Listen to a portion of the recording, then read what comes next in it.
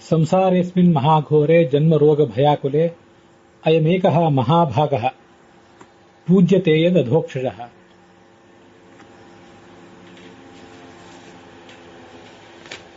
ಈ ಜಗತ್ತಿನಲ್ಲಿ ಸ್ತ್ರೀಯಾಗಲಿ ಪುರುಷನೇ ಆಗಲಿ ಅವನ ಒಂದು ಪ್ರಧಾನವಾದ ಧರ್ಮ ಅಂದರೆ ಭಗವಂತನನ್ನ ಪೂಜಿಸುವುದು ಅನ್ನೋದನ್ನ ನಾವು ಕಳೆದ ದಿವಸ ಸ್ವಲ್ಪ ಗಮನಿಸಿದ್ದೇವೆ. ಅದು ಪ್ರಧಾನವಾದ ಧರ್ಮ ಮಾತ್ರ ಅಲ್ಲ, ಪ್ರಧಾನವಾದ ಸೌಭಾಗ್ಯ. ಸೌಭಾಗ್ಯ ಅನ್ನುವುದು ಹೆಣ್ಣಿಗೆ ಮಾತ್ರ ಸೀಮಿತವಾದ ಶಬ್ದ ಅಲ್ಲ. ಮಹಾಭಾಗ್ಯ, ಸೌಭಾಗ್ಯ ಹೆಣ್ಣಿಂದೂ ಹೌದು, ಗಂಡಿಂದೂ ಹೌದು. ಅದೇ ಭಗವಂತನ ಪೂಜಾ. ಈ ಒಂದು ಮಹಾಭಾಗ್ಯವನ್ನ ಗಂಡಾಗಲಿ ಹೆಣ್ಣಾಗಲಿ ಅವರು ಹುಟ್ಟಿದ ಆರಭ್ಯ ಸಾಯುವವರೆಗೆ ಯಾವುದೇ ಸ್ಥಿತ್ಯಂತರಗಳನ್ನು ಅವರು ಅನುಭವಿಸಿದಾಗ ಕೂಡ ಯಾರೂ ಅದನ್ನು ಕಿತ್ಕೊಳ್ಳೋದು ಸಾಧ್ಯ ಇಲ್ಲ. ಈ ಭಗವಂತನನ್ನು ಪೂಜಿಸುವ ಸ್ತುತಿಸುವ ಮಹಾಭಾಗ್ಯವನ್ನ ಭಗವಂತನು ಕೂಡ ನಾಶ ಮಾಡೋದಿಲ್ಲ. ಜೀವಮಾನದಲ್ಲಿ ಅನೇಕ ಏರುಪೇರುಗಳನ್ನು ಅನುಭವಿಸಬೇಕಾಗ್ತದೆ. ಸುಖ ದುಃಖಗಳನ್ನು ಕೊಡ್ತಾನೆ ಭಗವಂತ, ದುಃಖಗಳನ್ನೇ ಜಾಸ್ತಿ ಕೊಟ್ಟಾನು ಅಂತಲೂ ತಿಳ್ಕೊಳ್ಳೋಣ. ಆದರೂ ಅದು ಭಗವಂತನನ್ನು ಸ್ತುತಿಸುವಂತಹ ಮಹಾಭಾಗ್ಯ ಇದೆಯಲ್ಲ, ಅದನ್ನು ಅವನು ಯಾವತ್ತೂ ಕಿತ್ಕೊಳ್ಳಿಕ್ಕೆ ಬಯಸೋದಿಲ್ಲ. ವಿಶೇಷತಃ ತನ್ನ ಭಕ್ತರಾದವರಿಗೆ ನಾವು ಬಯಸಬೇಕಾದಂತಹ ಭಾಗ್ಯ ಇದು. ಕೃಷ್ಣಾಮೃತ ಮಹಾರ್ಣವದಲ್ಲಿ ಆಚಾರ್ಯರು ಉದ್ಧರಿಸಿದಂತಹ ಶ್ಲೋಕ ಇದು. ಈ ಸಂಸಾರ ಅಂತನ್ನೋದು ಮಹಾಘೋರವಾದದ್ದು, ಒಪ್ಕೊಳ್ಳೋಣ. ಜನ್ಮ, ರೋಗ, ಹುಟ್ಟು, ಸಾವು, ನಾನಾ ಥರದ ದೈಹಿಕ ಮಾನಸಿಕ ರೋಗಗಳು, ನಾನಾ ಥರದ ಭಯಗಳು. ಇದರಲ್ಲಿ ಇದೊಂದೇ ಮಹಾಭಾಗ್ಯ ನಮ್ದು. ಅಯಮೇಕಃ ಮಹಾಭಾಗ್ಯ ಪೂಜ್ಯತೆ ತಥೋಕ್ಷಜಃ. ಭಗವಂತನನ್ನು ಪೂಜಾ ಮಾಡಿಕೊಂಡಿದ್ದೇವಲ್ಲ, ನಮಗೆ ನಾವಿರುವ ದೇಶ ಕಾಲ ಹಿನ್ನೆಲೆಯಲ್ಲಿ ನಮಗೆ ಹೇಗೆ ಭಗವಂತನನ್ನು ಪೂಜೆ ಮಾಡಲಿಕ್ಕೆ ಸಾಧ್ಯವೋ ಆ ಥರ ನಾವು ಪೂಜೆ ಮಾಡಿಕೊಂಡೇ ಇದ್ದೇವೆ. ಇದೇ ನಮ್ಮ ದೊಡ್ಡ ಭಾಗ್ಯ. ಈ ದೊಡ್ಡ ಭಾಗ್ಯವನ್ನು ಯಾವತ್ತೂ ಕೊಡು ಅಂತ ನಾವು ಭಗವಂತನನ್ನು ಕೇಳಬೇಕು. ಮತ್ತೆ ನಮ್ಮ ಮುಂದಿನ ತಲೆಮಾರುಗಳಿಗೂ ಕೂಡ ಇದೇ ಸೌಭಾಗ್ಯವನ್ನು ಯಾವತ್ತೂ ಕೂಡ ನೀವು ಬಯಸ್ತಾ ಇರಬೇಕು ಅಂತ ಎಲ್ಲರಿಗೂ, ವಿಶೇಷವಾಗಿ ಸ್ತ್ರೀಯರಿಗೆ, ಸ್ತ್ರೀಯರಾದವರು ವಿಶೇಷವಾಗಿ ಬೋಧನೆ ಮಾಡ್ತಾ ಮುಂದುವರಿಬೇಕು. ಸಮಾಜದಲ್ಲಿ ಕೆಲವು ಅಸ್ತವ್ಯಸ್ತತೆಗಳು ಕಂಡು ಬರ್ತಾವೆ. ಅದಕ್ಕಾಗಿ ನಿಮಗೆ ಈ ಮಾತನ್ನು ನಾನು ನಿನ್ನೆ ಸ್ಪಷ್ಟವಾಗಿ ಹೇಳಲಿಲ್ಲ, ಇವತ್ತು ಕೇಳಬೇಕು ಅಂತ ಬಯಸ್ತೇನೆ. ಈ ಒಂದು ಮಹಾಭಾಗ್ಯವನ್ನ ನಾವು ಬಯಸುವುದು, ಭಗವಂತನ ಪೂಜಾ ಅನ್ನುವ ಮಹಾಭಾಗ್ಯವನ್ನು ಬಯಸುವುದನ್ನು ಬಿಟ್ಟು ನಾವು ಸ್ತ್ರೀಯರು ನಮಗೆ ಮರಣ ಬರುವ ತನಕವೂ ಮುತ್ತೈದೆಯರಾಗೇ ಇರಬೇಕು, ಮುತ್ತೈದೆ ಮರಣ ಅಂತ ಅನ್ನೋದೊಂದು ಮಹಾಭಾಗ್ಯ ಅಂತ ನಮಗೆ ಬೋಧನೆ ಮಾಡಿರ್ತಾರೆ. ನಾವು ಸ್ತ್ರೀಯರಿಗೆ ನಮಗೆ ಬೋಧನೆ ಮಾಡಿರ್ತಾರೆ. ನಾವು ಕೂಡ ಮುಂದಿನ ತಲೆಮಾರುಗಳಿಗೆ ಅದೇ ಭಾವನೆಯನ್ನು ಬಿತ್ತುತ್ತಾ ಹೋಗ್ತೀವಿ. ವಾಸ್ತವಿಕವಾಗಿ ಮುತ್ತೈದೆಯಾಗಿ ಮರಣಿಸುವುದು ಅಷ್ಟು ದೊಡ್ಡ ಭಾಗ್ಯನ? ಅದಕ್ಕೇನಾದ್ರೂ ಶಾಸ್ತ್ರದಲ್ಲಿ ಆಧಾರ ಇದೆಯಾ ಅಂತ ನಮಗೆ ನಾವು ಕೇಳ್ಕೋಬೇಕು.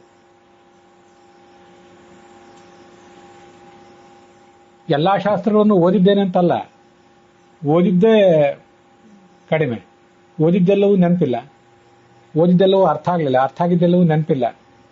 ಆದರೂ ನಾನು ಓದಿದ ಇತಿಮಿತಿಯಲ್ಲೇ ಹೇಳ್ತೇನೆ. ಮತ್ತೆ ನನಗಿಂತ ಹೆಚ್ಚು ಓದಿದವರ ಒಂದು ಸಂಪರ್ಕದಿಂದ, ಪರಿಪ್ರಶ್ನದಿಂದ, ಸೇವಾದಿಂದ ಅವರಿಂದ ನಾನೇನು ತಿಳ್ಕೊಂಡಿದ್ದೇನೆ ಅದನ್ನು ಕೂಡ ಈಗ ಹೇಳಲಿಕ್ಕೆ ಬಯಸ್ತೇನೆ. ಈ ಜಗತ್ತಿನಲ್ಲಿ ನಾವು ಹುಟ್ಟಿ ಬಂದಿದ್ದೇವೆ ಅಂದ್ರೆ ಹುಟ್ಟುವುದು ಒಂದು ಸೌಭಾಗ್ಯ, ಮರಣಿಸುವುದು ಒಂದು ಸೌಭಾಗ್ಯ. ವಿಷ್ಣು ಪೂಜಾರ್ಥ ಯಜ್ಞೋಹಂ ಇತ್ಯುಪಾಸನ ಮಾದರಾತ್ ಕುರ್ವೀತ ಪುರುಷೋ ನಿತ್ಯಂ ಅಂತ ಛಾಂದೋಗ್ಯ ಉಪನಿಷತ್ ಭಾಷ್ಯದಲ್ಲಿ ಒಂದು ಮಾತಿದೆ. ಪುರುಷೋ ವಾವ ಯಜ್ಞ ಅಂತ ಭಾಷ್ಯದ ವಾಕ್ಯ. ನನ್ನ ಇಡೀ ಜೀವನ ಭಗವಂತನ ಪೂಜಾಕ್ಕಾಗಿ ಮೀಸಲಾಗಿರುವಂತಹ ಒಂದು ಯಜ್ಞ. ನಾನು ಸ್ತ್ರೀ ಆಗಿರಲಿ, ಪುರುಷನೇ ಆಗಿರಲಿ, ನನ್ನ ಜೀವನ ಅಂತನ್ನೋದೇ, ಇಡೀ ಜೀವನವೇ ಒಂದು ಯಜ್ಞ. ಆ ಯಜ್ಞಕ್ಕೇನು ತುಪ್ಪ ಬೇಕಾಗಿಲ್ಲ, ಯಾವುದೇ ಸಮಿತಿ ಬೇಕಾಗಿಲ್ಲ, ಮತ್ತೆ ಯಾವುದೇ ಪುರೋಹಿತರು ಬೇಕಾಗಿಲ್ಲ. ನಾನಿದ್ದೇನೆ, ಭಗವಂತ ಇದ್ದಾನೆ. ನಡುವೆ ಕೆಲವು ಜ್ಞಾನಿಗಳಾದವರು ಏನಾದರೂ ಉಪದೇಶ ಮಾಡಲಿಕ್ಕಾಗಿ ನಮಗೆ ದೊರೀತಾರೆ. ಆ ಒಂದು ಯಜ್ಞ ನಾವು ಮಾಡ್ಕೊಂಡು ಹೋದ್ರೆ ಸಾಕು. ಆ ಭಗವಂತನ ಪೂಜೆಗಾಗಿ ನಾನು ಹುಟ್ಟುವುದಾದ್ರೆ, ನಾನು ಸತ್ತು ಮತ್ತೆ ಹುಟ್ಟುವುದಾದ್ರೂ ಅದು ಭಗವಂತನ ಪೂಜೆಗಾಗಿಯೇ ಅಂತಾದ್ರೆ, ಹೇಗೆ ಸತ್ರು, ಯಾವುದೇ ಅವಸ್ಥೆಯಲ್ಲಿ ಸತ್ರು, ಮುತ್ತೈದೆಯಾಗಿ ಸತ್ರು, ವಿಧವೆಯಾಗಿ ಸತ್ರು, ಅದು ಅದೇ ಭಾಗ್ಯ. ಅದಕ್ಕಿಂತ ಹೊರತಾದ ಬೇರೆ ಭಾಗ್ಯ, ಮುತ್ತೈದೆಯಾಗಿ ಮರಣಿಸುವುದು ದೊಡ್ಡ ಭಾಗ್ಯ ಅಂತೇನು ಶಾಸ್ತ್ರದಲ್ಲಿ ಎಲ್ಲೂ ಹೇಳಲಿಲ್ಲ. ಇವೆರಡೂ ಅತಿರೇಕಗಳೇ. ಇನ್ನೂ ಒಂದು ಅತಿರೇಕ ಇದೆ. ಕೆಲವರು ಮುತ್ತೈದೆಯರಾಗಿ ಮರಣಿಸಬೇಕು, ಅದೊಂದಿರೋ ಮಹಾಭಾಗ್ಯ ಅಂತ ಅಲ್ಲೆಲ್ಲಿ ಓದಿರ್ತಾರೆ. ಇನ್ನು ಕೆಲವರು ನಾವು ಮುತ್ತೈದೆಯರಾಗಿ ಮರಣಿಸಬೇಕಾಗಿಲ್ಲ, ನಾವು ಬದುಕಿರುವ ತನಕ ಗಂಡನ ಸೇವಾ ಮಾಡಿ ಪತಿ ಸೇವೆಯೇ ಪರಮಧರ್ಮ ಅಂತ ತಿಳಿದುಕೊಂಡು ಅದನ್ನ ಆಚರಣೆಗೆ ತಂದು, ಗಂಡ ತೀರ್ಕೊಂಡ ಮೇಲೆ, ಗಂಡ ಬದುಕಿರುವ ತನಕ ಅವನು ಸೇವಾ ಮಾಡಿ ನಮ್ಮ ಡ್ಯೂಟಿ ನಾವೆಲ್ಲ ಮುಗಿಸ್ತೇವೆ. ಕೊನೆಗೆ ಅವನು ತೀರ್ಕೊಂಡ ಮೇಲೆ ನಾವು ತೀರ್ಕೊಂಡ್ರೆ ಅದೇ ದೊಡ್ಡ ಪುರುಷಾರ್ಥ ಅಂತ ಹೇಳುವವರು ಇದ್ದಾರೆ. ನನಗೆ ಪರಿಚಯದವರೇ ಇದ್ದಾರೆ. ನಾನು ಇದನ್ನೆಲ್ಲ ಸಮೀಕ್ಷೆ ಮಾಡಿದೆ ತುಂಬಾ. ಹಾಗಾದ್ರೆ ಇದಕ್ಕೂ ಏನಾದ್ರೂ ಆಧಾರ ಇದೆಯಾ? ಮೊದಲನೇದಕ್ಕೂ ಆಧಾರ ಇಲ್ಲ. ಮುತ್ತೈದೆಯಾಗೆ ಮರಣಿಸಿದ ಮಹಾಭಾಗ್ಯ ಅನ್ನೋದಕ್ಕೂ ಆಧಾರ ಇಲ್ಲ. ಗಂಡನನ್ನು ಕಳಿಸಿಕೊಟ್ಟು ಆಮೇಲೆ ನಾವು ಮರಣಿಸ್ತೇವೆ ಅದೇ ಮಹಾಭಾಗ್ಯ ಅಂತ ಯಾರು ಭಾವಿಸಿದ್ರೆ ಅದಕ್ಕೂ ಆಧಾರ ಇಲ್ಲ. ಎರಡೂ ಅತಿರೇಕಗಳೇ. ಒಂದು ನೇರವಾದ ಸಂಗತಿಯನ್ನು ಹೇಳಬೇಕು ಬಯಸ್ತೇನೆ. ಭಗವಂತನ ಎದುರಿಗೆ ಒಂದು ಹೆಣ್ಣು ನಿಂತಾಗ, ಅಥವಾ ಗಂಡ ಹೆಂಡತಿ ಇಬ್ರು ನಿಂತಾಗ, ಆಕೆ ಆ ಹುಡುಗಿ, ಆ ಸ್ತ್ರೀ ಇನ್ನೂ ಮದುವೆ ಆಗಿಲ್ಲ ಅಥವಾ ಮದುವೆ ಆಗಿದ್ದಾಳೆ, ಹೇಗೆ ಇಲ್ಲಿ ನಿಂತಾಗ ನಾವಿಬ್ರು ಗಂಡ ಹೆಂಡಂತರಿಬ್ಬರು ದೀರ್ಘಕಾಲ ನಿನ್ನ ಸೇವಾದಲ್ಲಿ ಆಸಕ್ತನಾಗುವಂತೆ ನಮಗೆ ಒಂದು ಅನುಗ್ರಹ ಮಾಡು ಅಂತ ಭಗವಂತನನ್ನು ಇದನ್ನು ಕೇಳ್ಕೊಳ್ಳೋಣ. ಗಂಡನಿಗಿಂತ ಮೊದಲು ನಾನು ಮುತ್ತೈದೆಯಾಗಿ ಮರಣಿಸಬೇಕು ಅಂತ ಕೇಳ್ಕೊಳ್ಳೋದು ಅನಗತ್ಯ. ಗಂಡ ಮರಣಿಸಿದ ಮೇಲೆ ನಾನು ಮರಣಿಸಬೇಕು ಅಂತ ಮತ್ತೊಬ್ಬ ಯಾರಾದರೂ ಹೆಂಗಸು ಕೇಳ್ಕೊಂಡ್ರೆ ಅದು ಅನಗತ್ಯವೇ, ಅದು ಶಾಸ್ತ್ರ ವಿರುದ್ಧವೇ. ಕೇಳ್ಕೊಳ್ಳುವುದಾದ್ರೆ ಹೀಗೆ ಕೇಳ್ಕೊಳ್ಳಿ, ಒಟ್ಟಿಗೆ ನಾವಿಬ್ರು ಮರಣಿಸಬೇಕು ಅಂತ ಕೇಳ್ಕೊಳ್ಳಿ. ಇದಕ್ಕೊಂದು ಏನಾದರೂ ಸ್ವಲ್ಪ ಅರ್ಥ ಇದ್ದೇ ಇತ್ತು. ವಾಸ್ತವಿಕವಾಗಿ ಅದನ್ನು ಕೇಳಬೇಕಾಗಿಲ್ಲ. ನಮಗೆ ಯಾವತ್ತು ಧಾರ್ಮಿಕ ಬುದ್ಧಿ ಇರಲಿ, ನಿನ್ನ ಸೇವಾದಲ್ಲಿ ನಾವಿಬ್ರು ಆಸಕ್ತರಾಗಿರ್ಲಿ ಅಂತ ಕೇಳ್ಕೊಳ್ಳುವುದು ಅತ್ಯಂತ ದೊಡ್ಡ ಪ್ರಾರ್ಥನೆ. ಈ ಪ್ರಾರ್ಥನೆಗಿಂತ ಹೆಚ್ಚಿನ ಪ್ರಾರ್ಥನಾ ಬೇರೆ ಯಾರು ಏನೂ ಮಾಡಬೇಕಾದ್ದಿಲ್ಲ. ಹಾಗೆ ಮಾಡಬೇಕು ಅಂತಿದ್ರೆ ಇಬ್ರು ಒಟ್ಟಿಗೆ ಮರಣಿಸುವಂತಾಗಲಿ ಏಕಕಾಲದಲ್ಲಿ ಅಂತ ದೇವರನ್ನು ಕೇಳ್ಕೊಳ್ಬೇಕು. ಅದು ಹೊರತಾಗಿ ಮುತ್ತೈದೆಯಾಗಿ ಮರಣಿಸುವುದು ಏನು ಮಹಾಭಾಗ್ಯ ಏನಲ್ಲ. ಒಂದು ಸ್ವಲ್ಪ ಅಪ್ರಿಯ, ಕಿವಿಗೆ ಕಹಿ ಅಂತ ಅನಿಸ್ಬೋದು ಈ ಮಾತು. ನಾವೇನೇನು ಶ್ರಾವಣ ಮಾಸದ ಹಾಡುಗಳು, ಮತ್ಯಾವುದು ಚೈತ್ರ ಮಾಸದ ಹಾಡುಗಳು, ಮತ್ಯಾವುದು ಕೆಲವು ದಾಸರ ಪದಗಳನ್ನಂತೆಲ್ಲ ಕೇಳ್ತೇವಲ್ಲ, ಇದನ್ನೆಲ್ಲ ವೈಭವೀಕರಿಸಿರುವುದು, ಮುತ್ತೈದೆ ಜೀವನ, ಸೌಭಾಗ್ಯ, ಇದನ್ನೆಲ್ಲ ವೈಭವೀಕರಿಸಿರುವಂತಹ ಹಾಡುಗಳನ್ನು ಇತ್ಯಾದಿಗಳನ್ನು ಕೇಳ್ತೇವಲ್ಲ, ಅದನ್ನ ಬಹಳ ಸೀರಿಯಸ್ ಆಗಿ ತಗೊಳ್ಬೇಕಾಗಿಲ್ಲ. ನಮ್ಮ ಸ್ಥಿತಿ ಇವತ್ತು ಹೇಗಿದೆ ಅಂದ್ರೆ, ನಾವು ತುಂಬಾ ಆಸಕ್ತಿಯಿಂದ ಓದಬೇಕಾಗಿರುವಂತಹ, ನಮ್ಮ ಜೀವನೋದ್ಧಾರಕ್ಕಾಗಿ ಓದಬೇಕಾಗಿರುವಂತಹ ಶಾಸ್ತ್ರಗಳೇ, ಸಂಸ್ಕೃತದಲ್ಲಿರುವಂತಹ ಶಾಸ್ತ್ರಗಳೇ ತುಂಬಾ ಕಲಬೆರಕೆಗೊಳಗಾಗಿವೆ. ಮಹಾಭಾರತ, ಭಾಗವತ ಇಂಥವೆಲ್ಲ ಇವು ತಕ್ಕಮಟ್ಟಿಗೆ ಉಳಿದಿವೆ. ಇನ್ನು ವಿಷ್ಣು ಪುರಾಣ, ಪದ್ಮ ಪುರಾಣ ಮೊದಲಾದ ಎಷ್ಟೋ ಗ್ರಂಥಗಳೆಲ್ಲ ತುಂಬಾ, ಅಲ್ಲಿಂದ ಗರುಡ ಪುರಾಣ ಹಿಡಿದು, ಗರುಡ ಪುರಾಣವು ಕೂಡ ತುಂಬಾ ಕಲಬೆರಕೆಗೊಳಗಾಗಿದೆ. ಅಲ್ಲಿದ್ದದನ್ನ ಕೋಟ್ ಹೀಗೆ ಇಲ್ಲಿ ಹೇಳಿದ್ದಾರೆ ಅಂತ ಕೋಟ್ ಮಾಡಲಿಕ್ಕೆ ಹಿಂಜರಿಬೇಕಾದ ಸ್ಥಿತಿ ಇದೆ. ವೇದಗಳಲ್ಲಿ ಅಷ್ಟು ಅಲ್ಲಲ್ಲಿ ಎಲ್ಲಿಯೋ ಅಪರೂಪಕ್ಕೊಂದೊಂದು ಇಂಥ ಕಲಬೆರಕೆ ಇದೆ, ಹೆಚ್ಚಿಲ್ಲ. ಆಚಾರ್ಯರು ಸರ್ವಮೂಲವನ್ನು ಕೊಟ್ಟು 800 ವರ್ಷ ಆಯಿತು. ಅದರಲ್ಲೇ ಅಲ್ಪ ಸ್ವಲ್ಪ ಅಲ್ಲಲ್ಲಿ ಕಲಬೆರಕೆಗಳು ಕಾಣ್ತವೆ. ಕಲಬೆರಕೆ ಅಂತ ಅನ್ನೋದು ಯಾವ ಗ್ರಂಥವನ್ನು ಬಿಟ್ಟಿಲ್ಲ. ಸಂಸ್ಕೃತದ ಗ್ರಂಥಗಳನ್ನ, ಶಾಸ್ತ್ರ ಗ್ರಂಥಗಳನ್ನ ಪಂಡಿತರು ಜತನದಿಂದ ಕಾಪಾಡ್ಕೊಂಡು ಬಂದಿದ್ದಾರೆ. ಅದರ ಸ್ಥಿತಿಯೇ ಹೀಗಿದೆ. ಅನೇಕ ದಾಸರ ಪದಗಳಿಗೆ, ಅನೇಕ ಇಂಥ ಹಾಡುಗಳಿಗೆಲ್ಲ ಅದನ್ನು ಕಾಪಾಡಿಕೊಂಡು ಬರುವವರಿಗೆ ಸಂಸ್ಕೃತದ ಜ್ಞಾನ ಇರ್ತಿರ್ಲಿಲ್ಲ, ಶಾಸ್ತ್ರಗಳ ಜ್ಞಾನ ಇರ್ತಿರ್ಲಿಲ್ಲ. ಯಾವುದ್ಯಾವುದೋ ಸಂಗತಿಗಳನ್ನೆಲ್ಲ ಅದರಲ್ಲಿ ಪೋಷಣೆ ಮಾಡಿದ್ದಾರೆ. ನಾನು ಜ್ಞಾನಿಗಳಾದಂತಹ ದಾಸರನ್ನ, ಅದರಲ್ಲೂ ಅಪರೋಕ್ಷ ಜ್ಞಾನಿಗಳಾದಂತಹ ಯಾವ್ಯಾವ ದಾಸರಿದ್ದಾರೆ ಅವರನ್ನು ಯಾರನ್ನು ಅವಗಣನೆ ಮಾಡ್ಲಿಕ್ಕೆ ಹೊರಟಿಲ್ಲ. ಆದರೆ ನಾವು ಇವತ್ತು ಯಾವ್ಯಾವ ಕೆಲವು ಪ್ರಮಾಣಗಳನ್ನ, ಪ್ರಮಾಣಭೂತವಾದ ಹಾಡುಗಳನ್ನ, ಪದ್ಯಗಳನ್ನ ಹೇಳಲಿಕ್ಕೆ ಹೊರಟಿದ್ದೀವಿ. ಏನನ್ನು ನಂಬಿ ನಮ್ಮ ಜೀವನವನ್ನು ನಾವು ಕಟ್ಕೊಂಡಿದ್ದೇವಲ್ಲ, ವಾಸ್ತವಿಕವಾಗಿ ಅವೆಲ್ಲ ಆಯಾ ದಾಸರೇ ಮಾಡಿದ್ದು ಅಂತ ಹೇಳುವ ಸ್ಥಿತಿ ಇದೆಯಾ? ಪುರಂದರದಾಸರು, ವಿಜಯದಾಸರು ಮೊದಲಾದವರು ಹಾಗೆ ಧೈರ್ಯದಿಂದ ಹೇಳುವ ಸ್ಥಿತಿ ಈಗಿದೆಯಾ? ಖಂಡಿತವಾಗಿಯೂ ಇಲ್ಲ. ಸಂಸ್ಕೃತ ಗ್ರಂಥಗಳನ್ನೇ ಸರಿಯಾಗಿ ನಾವು ಉಳಿಸ್ಕೊಂಡಿಲ್ಲದೆ ಇರುವಾಗ ವಿಜಯದಾಸರು, ಪುರಂದರದಾಸರು ಇತ್ಯಾದಿ ಹೆಸರಲ್ಲಿ ಯಾರ್ಯಾರೋ ಪದಗಳನ್ನು ಕಟ್ಟಿದ್ದಾರೆ, ಸಂಬದ್ಧವೋ ಅಸಂಬದ್ಧವೋ ಅದ್ರ ತುರುಕಿದ್ದಾರೆ. ಅಂಥವೇ ಶುಕ್ರವಾರದ ಹಾಡುಗಳು ಮತ್ತು ಬೇರೆ ಬೇರೆ ಹಾಡುಗಳೆಲ್ಲ. ಅದನ್ನ ನೀವು ಈ ಮಾತು ಕೇಳಿ ಖಂಡಿತವಾಗಿ ನೊಂದ್ಕೋಬಾರದು ನೀವು. ಯಾಕೆಂದ್ರೆ ಜೀವಮಾನದಲ್ಲಿ ನೀವು ಬಾಲಕಿಯಾಗಿದ್ದಾಗಿಂದ ನೀವೀಗ ವಯಸ್ಕರಾಗೋ ತನಕ ನಿಮಗೆ ಇಂತಹ ಹಾಡುಗಳ ಹೂರಣವನ್ನೇ ಹಿರಿಯರು ಮತ್ತು ಇತರರು ತಲೆಯಲ್ಲಿ ತುಂಬಿದ್ದಾರೆ. ಅವನ್ನೆಲ್ಲ ಸಾರಾಸಗಟಾಗಿ ನಾನು ನಿರಾಕರಣೆ ಮಾಡ್ತಿಲ್ಲ. ವಾಸ್ತವಿಕವಾಗಿ ನಮ್ಮ ಜೀವಮಾನದಲ್ಲಿ ನಾವು ಅಧ್ಯಯನ ಮಾಡಲೇಬೇಕಾದ ಕೆಲವು ಗ್ರಂಥಗಳು, ನಿರ್ದಿಷ್ಟವಾಗಿ ತಿಳ್ಕೊಳ್ಳೇಬೇಕಾದ ಕೆಲವು ಸಂಗತಿಗಳಿವೆ. ಅವೆಲ್ಲ ತತ್ವಜ್ಞಾನ ಅಂತ ಕರೆಸ್ಕೋತವೆ. ತತ್ವಜ್ಞಾನ ಇದೆ. ಆಚರಣೆ ಮಾಡಬೇಕಾದಂತಹ ಕೆಲವು ಸಂಗತಿಗಳಿವೆ, ಅವೆಲ್ಲ ಧರ್ಮ ಅಂತ ಕರೆಸ್ಕೋತವೆ. ಧಾರ್ಮಿಕ ಕ್ರಿಯಾಗಳು ಅಂತ ಕರೆಸ್ಕೊಂಡಿವೆ. ಮತ್ತೆ ನಾವು ಆಚರಣೆ ಮಾಡ್ತಕ್ಕಂಥ ಅನೇಕ ಸಂಗತಿಗಳಿವೆ ಇವತ್ತಿವೆಲ್ಲ. ಇವತ್ತರಲ್ಲಿ ಅನೇಕ ಸಾಂಸ್ಕೃತಿಕ ಅಂಶಗಳಿವೆ. ಅದರಿಂದ ನಮ್ಮ ಜೀವಮಾನಕ್ಕೊಂದು, ನಮ್ಮೆಲ್ಲರ ಸ್ತ್ರೀ ಪುರುಷರ ಎಲ್ಲರ ಜೀವನಕ್ಕೂ ಕೂಡ ಒಂದು ಸೌಂದರ್ಯ ಬಂದಿದೆ. ಆ ಸೌಂದರ್ಯ ಬಂದಿರೋದನ್ನ ನಾನು ಅಲ್ಲಗಳೆಯುತ್ತಿಲ್ಲ. ಅಂತ ಸಂಸ್ಕೃತಿಯನ್ನು ಕೂಡ ನಾವು ತಕ್ಕಮಟ್ಟಿಗೆ ಒಂದು ನಿರ್ದಿಷ್ಟ ಇತಿಮಿತಿಗಳಲ್ಲಿ ಅದನ್ನು ಪೋಷಿಸಿಕೊಂಡು ಹೋಗಬೇಕು. ಇಲ್ಲದೆ ಹೋದ್ರೆ ನಮ್ಮ ಜೀವಮಾನದಲ್ಲಿ ಸಾಂಸ್ಕೃತಿಕ ಶೂನ್ಯತೆ ಬಂದು ಜೀವನ ಸ್ತಬ್ಧ ಆದಂತೆ, ನೀರಸ ಆದಂತೆ ನಮಗನಿಸಿಬಿಟ್ಟಿತು. ಕಲ್ಚರಲ್ ವಾಕ್ಯೂಮ್ ಕ್ರಿಯೇಟ್ ಆಗಬಾರ್ದು ಯಾವತ್ತು. ಕಲ್ಚರಲ್ ವಾಕ್ಯೂಮ್ ಕ್ರಿಯೇಟ್ ಆಗದಂತೆ ಅನೇಕ ಈ ಸಾಹಿತ್ಯಗಳು, ಕನ್ನಡದ ಹಾಡುಗಳು ಮೊದಲಾದದ್ದು, ಅನೇಕ ಪದ್ಧತಿಗಳು, ಮದುವೆ, ಉಪನಯನ ಮೊದಲಾದವುಗಳಲ್ಲಿ ಸೇರಿಕೊಂಡಿರುವ ಕೆಲವು ಪದ್ಧತಿಗಳು, ಅವೆಲ್ಲವೂ ಕೂಡ ಸಾಂಸ್ಕೃತಿಕ ಅಂಶಗಳು. ಅಂತ ಸಾಂಸ್ಕೃತಿಕ ಅಂಶಗಳನ್ನ ಕೇವಲ ಸಾಂಸ್ಕೃತಿಕ ಅಂಶ ಅಂತ ಮಾತ್ರ ತಿಳಿದು ಅದನ್ನು ಮುಂದುವರಿಸೋಣ. ಅಂಥವೇ ಕೆಲವು ಅಂಶಗಳಿವೆಲ್ಲ. ಮೂಲತಃ ಶಾಸ್ತ್ರದ ದೃಷ್ಟಿಯಿಂದಲೇ ಈ ಥರದ ಯಾವ ಭಾವನೆಗಳಿಗೂ, ಯಾವ ಥರದ ಅನುಸಂಧಾನಗಳಿಗೂ ಏನು ಬೆಲೆಯೂ ಇಲ್ಲ. ವಿತ್ತಂ ಬಂಧುರು ವಯಃಕರ್ಮ ವಿದ್ಯಾಚೈವತು ಪಂಚಮಿ ಗರ್ಭಸ್ಥ ಪಂಚೈತಾನಿ ಪ್ರಸಿದ್ಧಂತಿ ಗರ್ಭಸ್ಥಸ್ಯೈವ ದೇಹಿನಃ. ಯಾವ ಹೆಣ್ಣೆ ಆಗಲಿ, ಯಾವ ಗಂಡೆ ಆಗಲಿ, ಪಂಡಿತನಾಗಲಿ, ಪಾಮರನಾಗಲಿ, ಯಾವಾಗ ಸಾಯಬೇಕು, ಯಾವಾಗ ಹುಟ್ಟಬೇಕು, ಅವರಿಗೆ ಜೀವಮಾನದಲ್ಲಿ ಎಷ್ಟು ಸಂಪತ್ತು ಬರಬೇಕು, ಯಾವ ಭಾಗ್ಯ ಅವರಿಗೆ ಬರಬೇಕು, ಅವರಿಗೆ ಗಂಡ ಹೆಂಡತಿಯಾಗಿ ಯಾರ್ಯಾರು ಸಿಗಬೇಕು, ಅವ್ರು ಎಷ್ಟು ವರ್ಷ ಕಾಲ ಬದುಕಬೇಕು, ಮತ್ತು ಅವ್ರು ಏನು ಕರ್ತವ್ಯಗಳನ್ನು ಮಾಡ್ತಾ ಜೀವನ ನಡೆಸಬೇಕು ಅಂತನ್ನುವುದನ್ನೆಲ್ಲ ಗರ್ಭದಲ್ಲಿದ್ದಾಗಲೇ ಭಗವಂತ ತೀರ್ಮಾನಿಸಿದ್ದಾನೆ ಅಂತ ಮಾತು ಹೇಳ್ತದೆ. ಹಾಗಿರುವಾಗ ಭಗವಂತ ಯಾರೋ ಒಬ್ಬರನ್ನ, ಕೆಲವರನ್ನ ಮೊದಲು ಕರ್ಕೊಂಡು ಹೋಗ್ತಾನೆ, ಕೆಲವರನ್ನ ಆಮೇಲೆ ಕರ್ಕೊಂಡು ಹೋಗ್ತಾನೆ. ಹೆಂಡತಿಯೇ ಗಂಡನಿಗಿಂತ ಮೊದಲು ಸಾಯಬಹುದು, ಅಥವಾ ಗಂಡನೇ ಮೊದಲು ಈ ಹೆಂಡತಿಗಿಂತ ಮೊದಲು ಮರಣಿಸಬಹುದು. ಅದು ಯಾವುದರಲ್ಲಿಯೂ ಕೂಡ ಒಂದು ದೌರ್ಭಾಗ್ಯದ ಸಂಗತಿ ಏನೂ ಇಲ್ಲ. ಹುಟ್ಟು ಮಂಗಳಕರ, ಹಾಗೆ ಸಾವು ಮಂಗಳಕರವೇ. ತುಂಬಾ ಅದ್ಭುತವಾದ ಸಂಗತಿ ಅದು. ಯಾಕೆಂದ್ರೆ ಈಗ ಸತ್ತು ನಮ್ಮ ಈ ಶರೀರ ಇದು ಈ ಸಾಧನೆ ಮಾಡಲಿಕ್ಕೆ ಬರದೇ ಇರುವಷ್ಟು ಜೀರ್ಣವಾಗಿ ಹೋಗಿದೆ. ವೃದ್ಧನ ಶರೀರ ಇದನ್ನು ಕಳ್ಕೊಂಡು ಮತ್ತೊಂದ್ಸರಿ ಭಗವಂತನ ಸೇವೆಗಾಗಿ ಮೀಸಲಾಗಿರುವಂತಹ ಹೊಸ ಶರೀರವನ್ನು ಪಡ್ಕೊಳ್ಳುವವರಿದ್ದೇವೆ. ಈ ಜಂಜಡಗಳನ್ನೆಲ್ಲ ಮರೆಯುವವರಿದ್ದೇವೆ. ಹಾಗಿರುವಾಗ ಸಾವಿನಷ್ಟು ಮಂಗಳಕರವಾದ ಜಗತ್ತಿನಲ್ಲಿ ಯಾವುದೂ ಇಲ್ಲ. ನಾವು ಬದುಕಲಿಕ್ಕೆ ಕಲಿಯೋದು ಮಾತ್ರ ಅಲ್ಲ, ಸಾಯಲಿಕ್ಕೂ ಕಲಿಯಲೇಬೇಕು.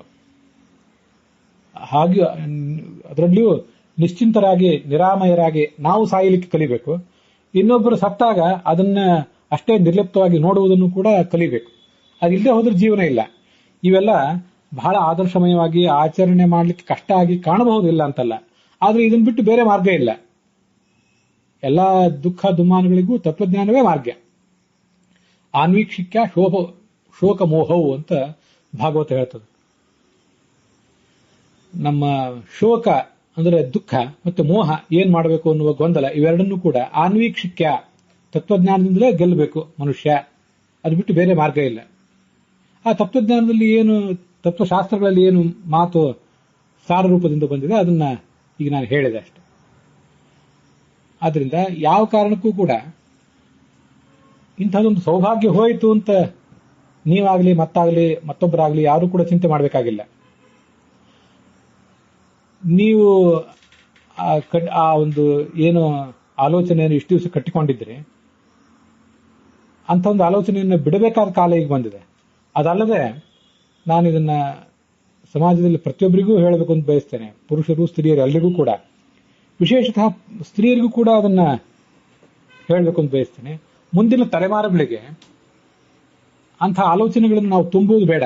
ಶಾಸ್ತ್ರ ವಿರುದ್ಧವಾದ ಆಲೋಚನೆಗಳನ್ನ, ಶಾಸ್ತ್ರಕ್ಕೆ ಸಮ್ಮತ ಅಲ್ಲದ, ಮತ್ತೆ ನಮ್ಮ ಸಾಧನೆಯಲ್ಲಿ ನಮಗೆ ಯಾವುದೇ ರೀತಿಯಿಂದಲೂ ಪೂರಕವಲ್ಲದ, ಕೇವಲ ನಮಗೆ ದುಃಖ ಮಾತ್ರ ಕೊಡುವಂತಹ ಇಂಥ ಆಲೋಚನೆಗಳನ್ನ, ಇಂಥ ಕನಸುಗಳನ್ನ ನಾವು ಯಾವತ್ತೂ ಮುಂದಿನ ತಲೆಮಾರುಗಳಲ್ಲಿ ತುಂಬುವುದು ಬೇಡ.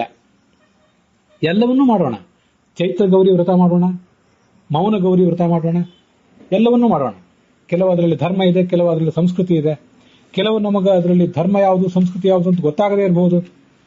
ಅದು ಹೇಗೆ ಇರಲಿ, ಆದರೆ ಅದನ್ನ ಇದ್ದದನ್ನು ಆಚರಿಸೋಣ. ಭಗವಂತ ಏನು ಕೊಡ್ತಾನೆ ಆ ರೀತಿಯಾಗಿ ಬದುಕುವ ಪ್ರಯತ್ನ ಮಾಡೋಣ. ದೇವರ ಎದುರಿಗೆ ನಿಂತ್ಕೊಂಡು ಒಬ್ಬಳು ಸ್ತ್ರೀ ಆದವಳು ನನಗೆ ಮುತ್ತೈದೆ ಮರಣ ಕೊಡು ಅಂತ ಕೇಳ್ಕೊಂಡ್ಲು ಅಂತ ತಿಳ್ಕೊಳ್ಳಿ. ಆ ಗಂಡನಾದವನು ಆ ಹೆಂಡತಿಗೆ ಗೊತ್ತಿಲ್ಲದಂತೆಯೋ ಗೊತ್ತಿದ್ದಂತೆಯೋ, ದೇವರೇ ನಾನು ಬದುಕಿರುವ ತನಕವೂ ನನಗೆ ಸೇವಾ ಮಾಡ್ಲಿಕ್ಕೆ ಅಂತೇಳಿ ಈಕೆಯನ್ನು ಇಟ್ಟಿರು ಅಂತ ಕೇಳ್ಕೊಂಡ ಅಂತ ತಿಳ್ಕೊಳ್ಳಿ. ಆಗ ಏನ್ ಮಾಡ್ಬೇಕು ಆ ದೇವರು? ದೇವರು ಬಹಳ ಬುದ್ಧಿವಂತ ಅಂತ ನಾವು ಸುಮ್ಮನೆ ವಿಶೇಷಣ ಕೊಟ್ಟರೆ ಉಪಯೋಗ ಇಲ್ಲ. ಸರ್ವಜ್ಞ ಆದ್ರಿಂದ, ಪ್ರತಿಯೊಬ್ಬರ ಹಿನ್ನೆಲೆಯನ್ನು ತಿಳಿದವನಾದ್ರಿಂದ, ಯಾರನ್ನ ಯಾವಾಗ ಕರ್ಕೊಂಡು ಹೋಗ್ಬೇಕು, ಗಂಡನ ಯಾವಾಗ ಕರ್ಕೊಂಡು ಹೋಗ್ಬೇಕು, ಹೆಂಡತಿನ ಯಾವಾಗ ಕರ್ಕೊಂಡು ಹೋಗ್ಬೇಕು, ಅವರ ಪ್ರಾರ್ಥನೆಗಳು ಏನೇ ಇರಲಿ ಎಲ್ಲವನ್ನೂ ಕೂಡ ಆ ಥರ ನಡೆಸ್ತಾನೆ. ಅತ್ಯಂತ ದೊಡ್ಡ ದೊಡ್ಡ ಧಾರ್ಮಿಕರಾದವರು ಕೂಡ ಎಲ್ಲರೂ ಅವರವರ ಪ್ರಾರ್ಥನೆಗಳನ್ನೇ ಈಡೇರಿಸಿಕೊಂಡೇ ಇದ್ದಾರೆ. ಭಗವಂತ ಅವ್ರ ಪ್ರಾರ್ಥನೆಗಳನ್ನೇ ಈಡೇರಿಸೇ ಇದ್ದಾನಂತೇನಿಲ್ಲ. ಅಂತೂ ನಾವು ಇಂಥ ಪ್ರಾರ್ಥನೆಗಳನ್ನ ದೇವರ ಎದುರಿಗಿಟ್ರೆ, ಮುತ್ತೈದೆಯಾಗೆ ನನಗೆ ಮರಣ ಕೊಡು ಅಂತ ಒಬ್ಳು ಕೇಳ್ಕೊಳ್ಳೋದು, ಅವಳ ಗಂಡ ನಾನೇ ನನ್ನ ಪತ್ತಿಗಿಂತ ಮೊದಲು ಹೋಗ್ಬೇಕು, ನನಗಾಕೆ ಪೂರ್ಣವಾಗಿ ಸೇವಾ ಮಾಡುವಂತಾಗಬೇಕು, ಅವಳಿಲ್ದೆ ಹೋದ್ರೆ ನನಗೆ ಬೇರೆ ಯಾರು ಸೇವಾ ಮಾಡ್ಯಾರು, ಅವಳಂತೆ ಮಕ್ಕಳಾದ್ರೂ ಏನ್ ಮಾಡ್ಯಾರು ಅಂತೆಲ್ಲ ಈ ಗಂಡನೂ ಭಾವಿಸೋದು. ಮತ್ತೊಬ್ರು ಯಾರೋ ಸ್ತ್ರೀ ಪೂರ್ಣವಾಗಿ ಗಂಡನ ಸೇವಾ ಆದ ಬಳಿಕನೇ ನಾನು ಮರಣಿಸುವಂತಾಗಬೇಕು, ಅದೇ ನನಗೆ ಮಹಾಭಾಗ್ಯ, ನನ್ನ ಡ್ಯೂಟಿ ಆವಾಗಲೇ ಪೂರ್ಣ ಆಗೋದು ಅಂತ ಅವಳು ಆಲೋಚನೆ ಮಾಡಿದ್ರೆ, ದೇವರು ಅದೆಲ್ಲವನ್ನೂ ಹೇಗೆ ಪೂರೈಸ್ತಾನೆ? ದೇವರು ಗಮನಿಸುವುದು ನಮ್ಮ ಋಣವನ್ನ ಹೊರತು ಇಂಥ ಪ್ರಾರ್ಥನೆಗಳನ್ನಲ್ಲ. ನಮಗೆ ಜ್ಞಾನ ಭಕ್ತಿ ವೈರಾಗ್ಯಾದಿಗಳನ್ನು ಕೊಡುವಂತ ನಾವು ಭಗವಂತನನ್ನು ಕೇಳಿದ್ರೆ, ಅದನ್ನೇನೋ ಆತ ಶ್ರವಣ ಮನನ ಇತ್ಯಾದಿಗಳಿಗೆ ಬೇಕಾದ ಅನುಕೂಲಕರವಾದ ವಾತಾವರಣವನ್ನು ಪೂರೈಸುವ ಮೂಲಕ, ನಮ್ಗೆ ಕೊಡುವ ಮೂಲಕ ಆ ಪ್ರಾರ್ಥನೆಗಳನ್ನ ಆತ ಕೇಳ್ತಾನೆ ಮತ್ತು ಈಡೇರಿಸ್ತಾನೆ. ಅದಕ್ಕೊಂದು ಅರ್ಥ ಇದೆ. ಆತ್ಮಾವ ಅರೇ ದೃಷ್ಟವ್ಯ, ಶ್ರೋತವ್ಯ, ಮಂತವ್ಯ, ನಿಧಿಧ್ಯಾಸಿತವ್ಯ. ಮನುಷ್ಯನ ಗುರಿ ಅದು. ಸ್ತ್ರೀಯ ಗುರಿಯೂ ಹೌದು, ಪುರುಷನ ಗುರಿಯೂ ಹೌದು. ಹಾಗಿರುವಾಗ ಅದಕ್ಕೆ ಬೇಕಾದಂತಹ ಪ್ರಾರ್ಥನೆಗಳನ್ನು ಮಾಡಬೇಕು ಭಗವಂತನ ಹತ್ರ. ಇಂಥ ಯಾವ ಪ್ರಾರ್ಥನೆಗಳನ್ನು ಮಾಡುವುದು ಕೂಡ ಆ ದೃಷ್ಟಿಯಿಂದ ಅಸಂಗತವಾದದ್ದು, ಅದು ಬೇಕಾಗಿಲ್ಲ. ನನಗೆ ಹರಿಕಥಾಮೃತ ಸಾರದ ಈ ಒಂದು ಶ್ಲೋಕ, ಈ ಒಂದು ಪದ್ಯ, ಇದು ಸರ್ವ ಪ್ರತೀಕ ಸಂಧಿಯಲ್ಲಿ ಬರುವಂತಹ ಒಂದು ಪದ್ಯ ಯಾವತ್ತೂ ನನಗೆ ನೆನಪಿಗೆ ಬರ್ತಿರ್ತದೆ. ಶಾಸ್ತ್ರದ ಸಾರವನ್ನ, ಭಾಗವತ ತಾತ್ಪರ್ಯಾದಿಗಳ ಅಭಿಪ್ರಾಯವನ್ನು ತುಂಬಿಕೊಂಡಿರುವಂತಹ ಅದ್ಭುತವಾದಂತಹ ಒಂದು ಪದ್ಯ ಅದು. ದಾಸರ ಜ್ಞಾನ ಅನುಭವ ಎಲ್ಲನೂ ಕೂಡ ಅದರಲ್ಲಿ ತುಂಬಿಕೊಂಡಿದೆ. ಆಹಿತ ಪ್ರತಿಮೆಗಳೆನಿಸುವವು ದೇಹ, ಗೇಹ, ಅಪತ್ಯ, ಸತಿ, ಧನ, ಲೋಹ, ಕಾಷ್ಠ, ಶಿಲಾ, ಮೃದಾತ್ಮಕವಾದ ದ್ರವ್ಯಗಳ ಸ್ನೇಹದಲ್ಲಿ ಪರಮಾತ್ಮ ಎನಗಿತ್ತಿಹನೆಂದು ಅರಿದು ಅನುದಿನದಿ ಸಮೂಹಕ್ಕೊಳಗಾಗದೆ ಪೂಜಿಸು ಸರ್ವನಾಮಕನ. ಭಗವಂತ ಸರ್ವ ಎಂಬ ಶಬ್ದದಿಂದ ವಾಚ್ಯ, ಎಲ್ಲಾ ಶಬ್ದಗಳಿಂದಲೂ ವಾಚ್ಯ. ಅವನು ನನಗೆ ಗಂಡಿಗೆ ಹೆಂಡತಿಯನ್ನು ಕೊಟ್ಟಿದ್ದಾನೆ, ಹೆಂಡಿಗೆ ಗಂಡನನ್ನು ಕೊಟ್ಟಿದ್ದಾನೆ, ನಮಗೆ ದೇಹವನ್ನು ಕೊಟ್ಟಿದ್ದಾನೆ. ದೇಹವನ್ನಂತೂ ಇಬ್ಬರಿಗೂ ಕೊಟ್ಟಿದ್ದಾನಲ್ಲ. ಮನೆ ಕೊಟ್ಟಿದ್ದಾನೆ, ಮಕ್ಕಳನ್ನು ಕೊಟ್ಟಿದ್ದಾನೆ, ಹೆಂಡತಿಯನ್ನು ಕೊಟ್ಟಿದ್ದಾನೆ, ಧನ ಕೊಟ್ಟಿದ್ದಾನೆ, ಲೋಹ ಕಟ್ಟಿಗೆ ಕೊಟ್ಟಿದ್ದಾನೆ, ನಾನಾ ಥರಗಳನ್ನೆಲ್ಲ ಕೊಟ್ಟಿದ್ದಾನೆ, ಏನೇನೋ ವಸ್ತುಗಳನ್ನೆಲ್ಲ ಕೊಟ್ಟಿದ್ದಾನೆ. ಇದೆಲ್ಲ ಸ್ನೇಹದಲ್ಲಿ ಪರಮಾತ್ಮ ಎನಗಿತ್ತಿಹನು. ತುಂಬಾ ಪ್ರೀತಿಯಿಂದ ಒಬ್ಬ ಗುರುಗಳಾದವರು ತಮ್ಮ ಶಿಷ್ಯನಿಗೆ ಇಂಥ ಒಂದು ಶಾಲಗ್ರಾಮವನ್ನು, ಇಂಥ ವಿಗ್ರಹವನ್ನು ಪೂಜೆ ಮಾಡ್ತಾ ಮುಂದುವರಿ, ನಿನಗಿದ್ರಿಂದ ತುಂಬಾ ಒಳ್ಳೇದಾಗ್ತದೆ ಅಂತ ಉಪದೇಶ ಮಾಡಿದಂತೆ ಭಗವಂತ ನಮಗೆ ಇವನ್ನು ಕೊಟ್ಟಿದ್ದಾನೆ. ಇವೆಲ್ಲ ಆಹಿತ ಪ್ರತಿಮಾಗಳು. ಅವುಗಳಲ್ಲಿ ಭಗವಂತ ಸನ್ನಿಧಾನವನ್ನು ಇಟ್ಟು ಕೊಟ್ಟಿದ್ದಾನೆ.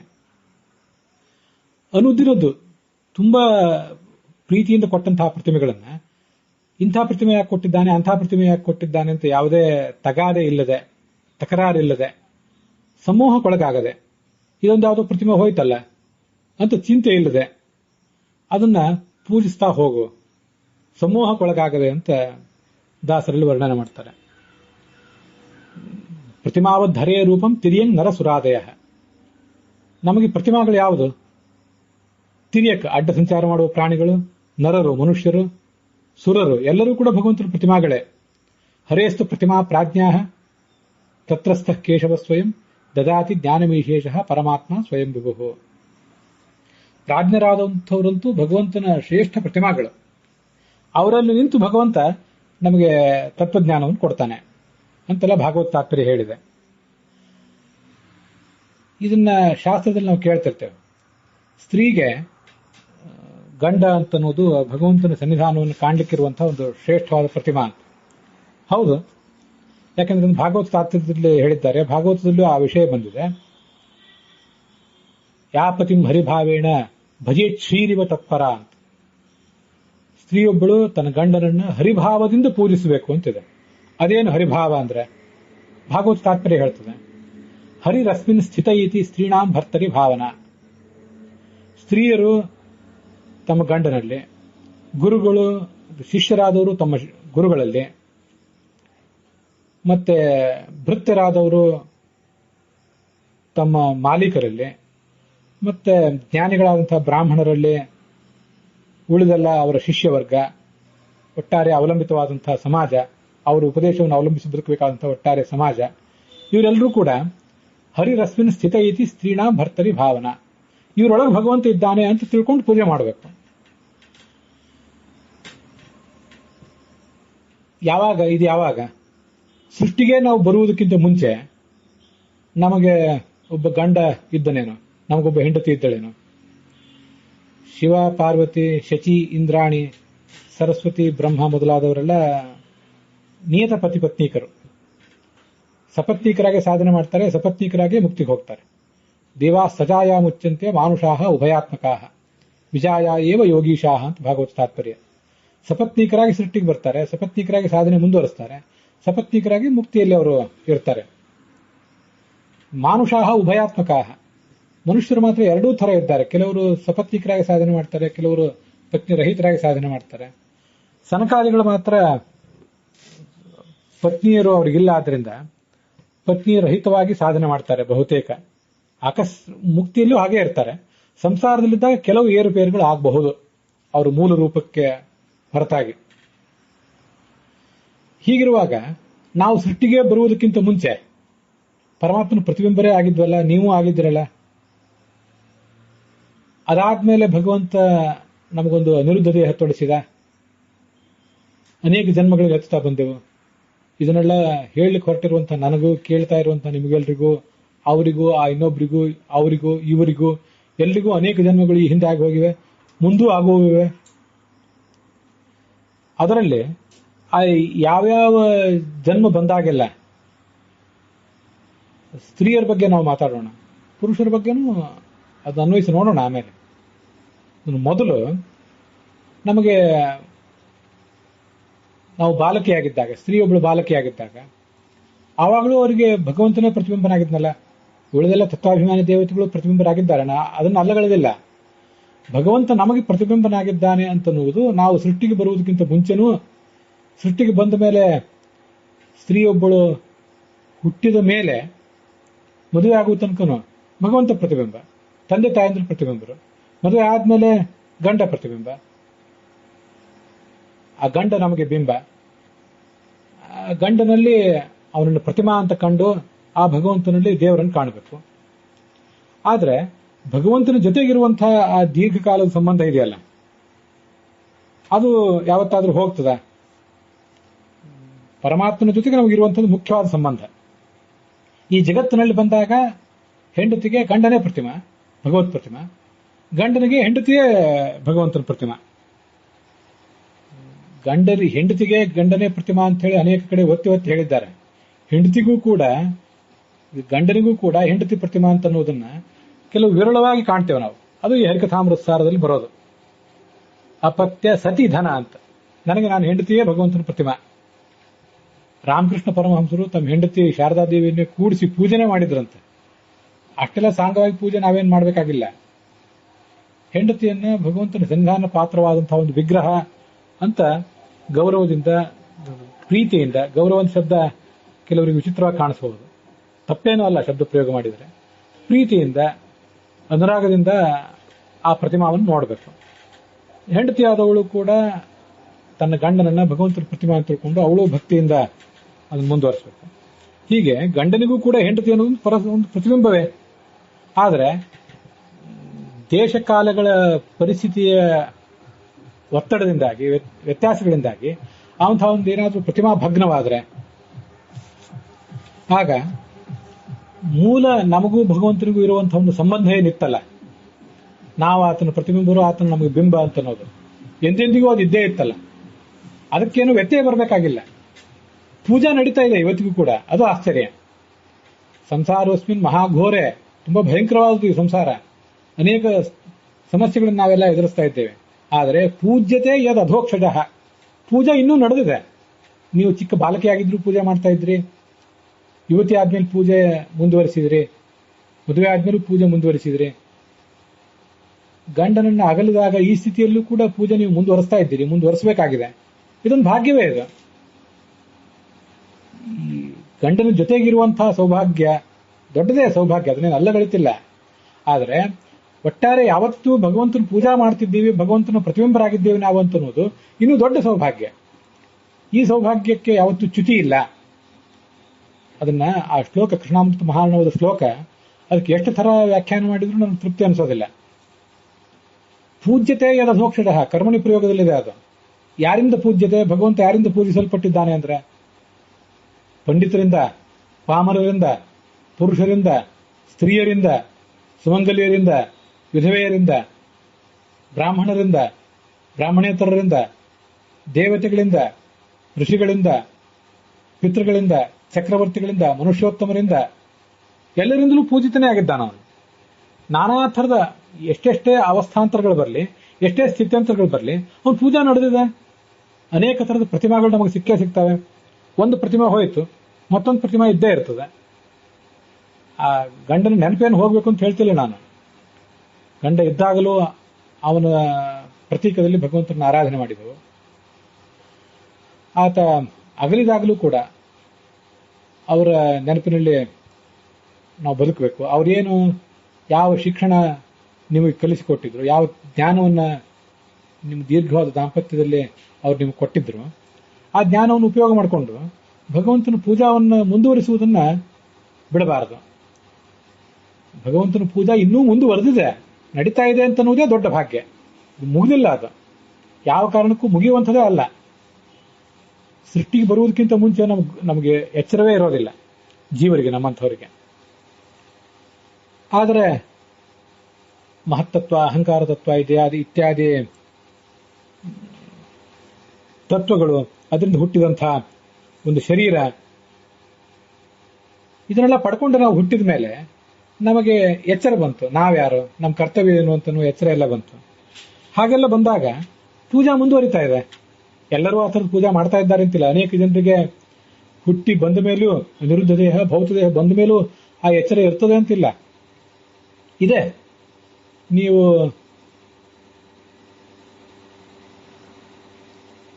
ಅಂಥ ಅನುಕೂಲಕರವಾದಂತಹ ವಾತಾವರಣದಲ್ಲಿ, ಅಂಥ ವಂಶದಲ್ಲಿ ಹುಟ್ಟಿದ್ದೀರಿ, ಅಂಥ ಜ್ಞಾನಿಗಳಾದಂತಹ, ಆಚಾರ ವಿಚಾರ ಸಂಪನ್ನರಾದ, ವಿದ್ವಾಂಸರಾದಂಥ, ಅನೇಕ ಜನರಿಗೆ ಪಾಠ ಪ್ರವಚನಾದಿಗಳನ್ನು ಮಾಡಿದಂಥ ಪತಿಯನ್ನು ಪಡ್ಕೊಂಡಿದ್ದೀರಿ. ನಿಮ್ಮ ಆಚಾರ ವಿಚಾರಗಳು ಅವರ ಮೇಲೆ ಪ್ರಭಾವ ಬೀರಿವೆ. ಅವರ ಜೀವಮಾನ, ಅವರ ಧೋರಣೆಗಳು, ಅವರ ಆದರ್ಶಗಳು ನಿಮ್ಮನ್ನ ಮುನ್ನಡೆಸಿವೆ. ಹೀಗೆಲ್ಲ ಇರುವಾಗ ಆ ಭಗವಂತನ ಪೂಜಾ ಮಾಡುವ ಮಹಾ ಸೌಭಾಗ್ಯ ಅಂತ ಅನ್ನೋದು ಇನ್ನೂ ಕೂಡ ಮುಂದುವರಿತಿದೆ ಅಂತ ಆಲೋಚನೆ ಮಾಡಬೇಕು. ಗುರುಗಳು, ನಮ್ಮ ಗುರುಗಳು ಕಾಲವಶರಾದರು. ನಮ್ಮ ಗುರುಗಳೇ ನಿಮಗೂ ಗುರುಗಳಾಗಿದ್ರು, ಅವರಿಗೂ ಗುರುಗಳಾಗಿದ್ರು, ಆ ಗತಿಸಿ ಹೋದ ಆ ಆಚಾರ್ಯರಿಗೂ.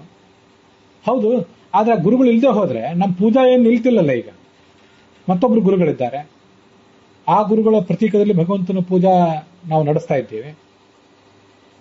ಹಿಂದಿನ ಗುರುಗಳನ್ನೇನು ಮರಿಲಿಲ್ಲ. ಆ ಗುರುಗಳಿಗೂ ತಕ್ಕದಾದಂತಹ ಆರಾಧನೆಯನ್ನೆಲ್ಲ ಮಾಡೇ ಮಾಡ್ತೇವೆ. ಅವರ ಅಂತರ್ಗತನಾದ ಭಗವಂತನ ಪೂಜಾವನ್ನ ನಡೆಸ್ತಾನೆ ಇದ್ದೇವೆ. ಈಗ ಇರುವಂತಹ ಗುರುಗಳ ಮಾರ್ಗದರ್ಶನದಲ್ಲಿ ಅವೆಲ್ಲ ಮುನ್ನಡೀತಾ ಇವೆ. ಹಾಗಿರುವಾಗ ಗುರು ಒಬ್ಬ ಕಾಲವಶನಾದರೆ ನಮ್ಮ ಪೂಜಾ ಏನು ನಿಲ್ಲೋದಿಲ್ಲ.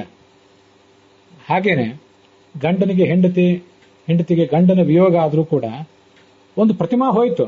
ಭಗವಂತ ಕೊಟ್ಟಂತಹ ಒಂದು ಪ್ರತಿಮಾ, ಭಗವಂತನೇ ಕೊಟ್ಟಿದ್ದ, ಅದನ್ನ ಎಷ್ಟು ದಿವಸ ಇಟ್ಕೋಬೇಕು ಅಂತನ್ನುವುದೆಲ್ಲ, ಆ ಪ್ರತಿಮಾ ನಮ್ಮ ಕೈಯಲ್ಲಿ ಎಷ್ಟು ದಿವಸ ಇರಬೇಕು ಅಂತನ್ನುವುದೆಲ್ಲ ಅವನದೇ ನಿರ್ಣಯ.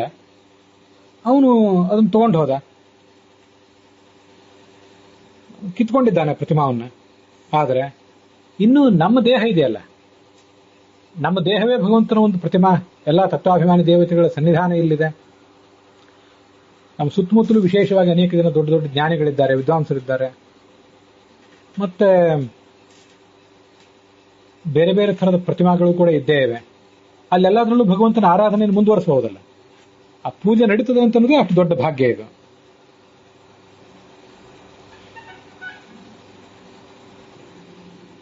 ಕುರ್ವನ್ನೇವೇಹ ಕರ್ಮಾಣಿ ಜುಜೀವಿಷೇ ಕ್ಷತಂ ಸಮಾಹ ಅಂತ ಈಶಾವಾಸ್ಯ ಉಪನಿಷತ್ತಿನ ಮಾತು ನನಗೆ ನೆನಪಿಗೆ ಬರ್ತದೆ. 100 ವರ್ಷ ಬದುಕಬೇಕು ಅಂತ ಆಲೋಚನೆ ಮಾಡಬೇಕು. ನಾವು ಮರಣಿಸಿ ಬಿಡ್ತೇವೆ, ನಮಗೆ ಈ ಜೀವನ ಬೇಡ ಅಂತ ಆಲೋಚನೆ ಮಾಡಬೇಕಾಗಿಲ್ಲ. ಯಾಕೆಂದ್ರೆ ನಮ್ಮ ಜೀವನವೇ ಆ ಭಗವಂತನ ಪೂಜಾಕ್ಕಾಗಿ ಮೀಸಲಾಗಿರುವಂತಹ ಒಂದು ಯಜ್ಞ. ಅದನ್ನು ಛಾಂದೋಗ್ಯ ಉಪನಿಷತ್ತು ಹೇಳ್ತೇವೆ, ಸ್ತ್ರೀಗೂ ಅದು ಅನ್ವಿತ, ಪುರುಷನಿಗೂ ಅದು ಅನ್ವಿತ. ಹಾಗಿರುವಾಗ ಭಗವಂತನ ಪೂಜಾ ಮಾಡಲಿಕ್ಕಾಗಿ ಮೀಸಲಾಗಿರುವ ದೇಹ ಮನಸ್ಸನ್ನು ಭಗವಂತ ನಮ್ಗೆ ಕೊಟ್ಟಿರುವಾಗ ಆ ಉಪಕರಣವನ್ನು ನಾವ್ಯಾಕೆ ಕಳೆದುಕೊಳ್ಬೇಕು? ಪೂಜಾವನ್ನು ಮುಂದುವರಿಸಬೇಕು. ಕುರ್ವನ್ನೇವ ಇಹ ಕರ್ಮಾಣಿ. ಇಹ ಅಂದ್ರೆ ಇಲ್ಲಿ, ಇಲ್ಲಿ ಅಂದ್ರೆ ಎಲ್ಲಿ? ಹೌದು, ಇದೇ ಜಗತ್ತಿನಲ್ಲೇ, ಇದೇ ಕರ್ಮಕ್ಷೇತ್ರ, ಅದು ಎಲ್ಲ ಸರಿಯೇ. ಇಹ ಅಂದ್ರೆ ಭಗವಂತನಲ್ಲಿ ಅರ್ಪಣ ಬುದ್ಧಿಯಿಂದ ಕರ್ಮಗಳನ್ನು ಮಾಡಬೇಕು ಅಂತಲೂ ಕೆಲವು ಜ್ಞಾನಿಗಳು ವ್ಯಾಖ್ಯಾನ ಮಾಡ್ತಾರೆ. ಅದು ಎಲ್ಲ ಸರಿಯೇ. ನಮಗೆ ಶಾಸ್ತ್ರ ವರ್ತಮಾನ ಕಾಲದಲ್ಲಿ ಬದುಕುವುದನ್ನು ಕಲಿ ಅಂತ ಹೇಳ್ತಾ ಇದೆ ಅಂತ ಈ ಮಂತ್ರಕ್ಕೆ ವ್ಯಾಖ್ಯಾನ ಮಾಡಲಿಕ್ಕೆ ಒಂದು ಆಲೋಚನೆ ಬರ್ತಾ ಇದೆ. ಘಟಂನ ಚಿಂತೆಯತ್, ಹಿಂದೆ ಆಗಿದ್ದನ್ನ ಮತ್ತೆ ಆಲೋಚನೆ ಮಾಡ್ತಾ ಕೂತು ಉಪಯೋಗ ಇಲ್ಲ. ಮುಂದೆ ಆಗುವುದನ್ನು ಮತ್ತಷ್ಟು ಆಲೋಚನೆ ಮಾಡಿದ್ರೆ ಅದರಿಂದ ಏನು ಲಾಭ ಇಲ್ಲ. ಮುಂದೆ ಆಗ್ಬೇಕಾದ ಭಗವಂತನ ಕೈಯಲ್ಲಿದೆ. ಈಗ ನಾವಿರುವ ದೇಶ, ನಾವಿರುವ ಕಾಲ, ನಾವಿರುವ ಪರಿಸ್ಥಿತಿ, ನಾವಿರುವ ಒಂದು ಅವಸ್ಥಾ ಏನಿದೆ, ಅವಸ್ಥಾಂತರ, ಬಂದಿರುವಂತಹ ಸ್ಥಿತ್ಯಂತರ, ಇದು ಇಹ. ಅಲ್ಲಿ ಯಾವುದೇ ಅವಸ್ಥೆಯಲ್ಲಿ ನೀನಿರು, ಯಾವುದೇ ಕಾಲದಲ್ಲಿ ನೀನಿರು, ಯಾವುದೇ ಪರಿಸ್ಥಿತಿಯಲ್ಲಿ ನೀವಿರಿ, ಅಲ್ಲಿ ಭಗವಂತನ ಪೂಜಾವನ್ನು ಮಾಡ್ತಾ 100 ವರ್ಷ ಕಾಲ ಬದುಕಬೇಕು ಅಂತ ನಾನು ಬಯಸಬೇಕು. ಯಾಕೆಂದ್ರೆ ಈ ಈಶಾವಾಸ್ಯ ಉಪನಿಷತ್ತಿನ ಈ ಮಾತಿಗೂ ಛಾಂದೋಗ್ಯ ಉಪನಿಷತ್ತಿನ ಆ ಮಾತಿಗೂ ಒಂದು ಹೊಂದಾಣಿಕೆ ಇದೆ. ಯಾಕೆಂದ್ರೆ ಇದು ಯಜ್ಞ, ಇದು ಅದನ್ನು ನಾವು ಬಿಡುವಂತಿಲ್ಲ. ನಾಭಿನಂದೇತ ಮರಣಂ ನಾಭಿನಂದೇತ ಜೀವಿತಂ. ಭಗವಂತ ಹುಟ್ಟಿದೆವು, ಅವನು ಕರ್ಕೊಂಡು ಹೋದಾಗ ಹೋಗ್ಲಿಕ್ಕೂ ತಯಾರಾಗಿರೋಣ, ಮರಣಕ್ಕೆ ತಯಾರಾಗಿರೋಣ. ಆದರೆ ದುಃಖಾತಿರೇಕದಿಂದ ದೌರ್ಭಾಗ್ಯವ ಬಂತಲ್ಲ ನಮಗೆ ಅಂತ ಸಂಕಟಪಟ್ಟು ನಾವು ಮರಣವನ್ನು ಬಯಸುವುದು ಬೇಕಾಗಿಲ್ಲ. ಮಹಾಭಾರತದ ಮಾತಿದು. ನಾವು ಹುಟ್ಟಬೇಕು ಯಾಕೆಂದ್ರೆ ಸುಖ ಪಡ್ಲಿಕ್ಕಾಗಿ ಅಂತಲೂ ನಾವು ಬಯಸಬಾರದು. ದುಃಖವನ್ನು ತಪ್ಪಿಸ್ಕೊಳ್ಳಿಕ್ಕಾಗಿ ಮರಣವನ್ನು ಬಯಸಬೇಕು ಅಂತಲೂ ಮನುಷ್ಯ ಆಲೋಚನೆ ಮಾಡಬಾರದು. ಮರಣವನ್ನು ಅಭಿನಂದನೆ ಮಾಡಬಾರದು, ಜೀವನವನ್ನು ಅಭಿನಂದನೆ ಮಾಡಬಾರದು. ಎರಡನ್ನೂ ಸಮಚಿತ್ತದಿಂದ ಹುಟ್ಟಿದು ಭಗವಂತನ ಪೂಜೆಗಾಗಿ ಹುಟ್ಟಿದೆವು, ಹಾಗೆ ಬದುಕ್ತಾ ಇದ್ದೇವೆ. ಈ ದೇಹದಿಂದ ಮಾಡಿದ ಪೂಜಾ ಸಾಕು ಅಂತ ಭಗವಂತ ಕರ್ಕೊಂಡು ಹೋದಾಗ ಹೋದೆವು ಅನ್ನೋ ಧೈರ್ಯ ಇರಲಿ. ಇದು ಆ ಉಪನಿಷತ್ತುಗಳು ನಮ್ಗೆ ಕೊಟ್ಟಿರುವಂತಹ ಒಂದು ಸಂದೇಶ.